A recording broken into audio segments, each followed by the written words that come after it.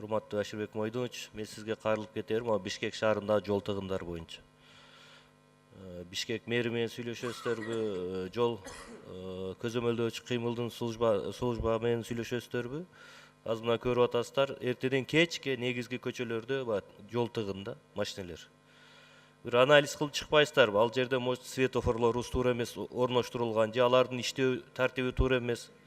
Ошон үчүн мен сиздерден суранат элем, мэр менен сүйлөшүп, ошо жол көзөмөлдөөчү кыймылдын башчылары менен сүйлөшүп, ошол маселени чечишибиз керек да. Мына негизги көчөлөрдү карасаңыз, жүрүп болбой калды азыр.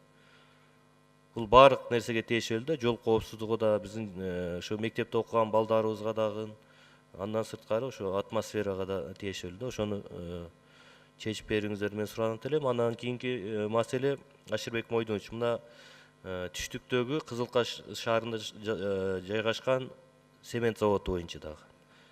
Азыр мурда менин коллегам да көтөрдү. Негизги Баткен обласынын ички дүң продукциясынын 50%-ни ошол цемент заводу түзөт дейт да.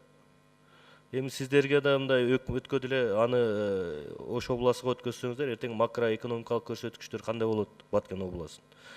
Анда ал областтын кереги барбы, жокпу? Бул бүт көрсөткүчтөр артка кетет да. Ошон үчүн бул жагын анализ кылып, элге да мындай толук маалыматты берсеңиздер ачык, КТР аркылуу, баягы элде да түшүнбөстүктөр болуп атат.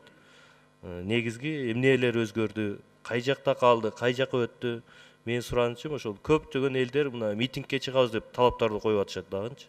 Ошон үчүн өкмөт түшүндүрүү иштерин жүргүзсөңүздөр. Андан сырткары негизги көйгөй мына Баткен облусунда мына кыш келип атат, Ашырбек Мойдонович. Ал жакта көмүрдүн баасы кескин көтөрүлүп атат азыр. Ошон үчүн көмүр өндүрүүчүлөр мененби же кандай бир жолдор менен ошо көмүрдүн баасын регулировка кылсак да, жөнөкөй элге бул өтө кыйын болуп атат да. Ал жакта жашоо шарттары кичине оорураак. Үчүнчү сураныч ошол. Андан сырткары ошол Баткен облусунда бүт жолдор жаңыланды, тилекке каршы 1 жылга жетпей ал талкаланып жатат азыр. Негизги жүк ташуучулар ошо биздин территория аркылуу Кытайдан Тажикстанга, Өзбекстанга жүрүп атат да. Бир топ баягы салмактык көзөмөлдөр жакшы көзөмөлдөй албай атпайбы? Ошон үчүн таразанын санын көбөйтсөкпү кээ бир участоктардачы? Өзүңүздөр барып Минтранспы же ким көзөмөлгө алган органдар барып караса, кээ бир былтыры бүткөн жолдору уже талкалана баштады да.